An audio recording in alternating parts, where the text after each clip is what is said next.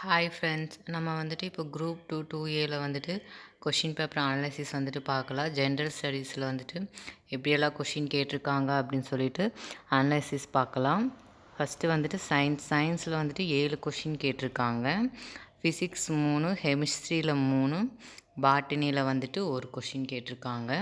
So மொத்தம் வந்துட்டு 7 question கேட்டிருக்காங்க. நெக்ஸ்ட்டு வந்துட்டு கரண்ட் அஃபேர்ஸில் வந்துட்டு 8 கொஷின் கேட்டிருக்காங்க.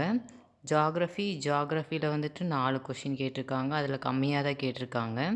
நெக்ஸ்ட்டு ஹிஸ்ட்ரியில் 8 கொஷின் வந்துட்டு கேட்டிருக்காங்க. பாலிட்டி இந்திய அரசியலமைப்பில் வந்துட்டு மொத்தம் 9 கொஷின் கேட்டிருக்காங்க. எக்கனாமிக்ஸ் இந்திய பொருளியலில் வந்துட்டு அதாவது 9 கொஷின் 9 கொஷின் கேட்டிருக்காங்க.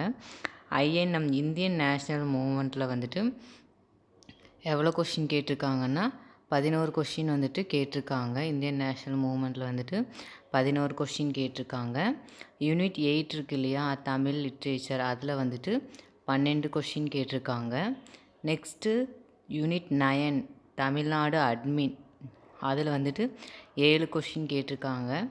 மேக்ஸ் ஆப்டிடியூட், அதாவது அந்த மேக்ஸ் இருக்க மொத்தம் அதில் வந்துட்டு 20, அந்த ஆப்டிடியூட் ரீசனிங் வந்துட்டு 5 கொஷின், மொத்தம் வந்துட்டு 25 கொஷின் வந்துட்டு கேட்டிருக்காங்க.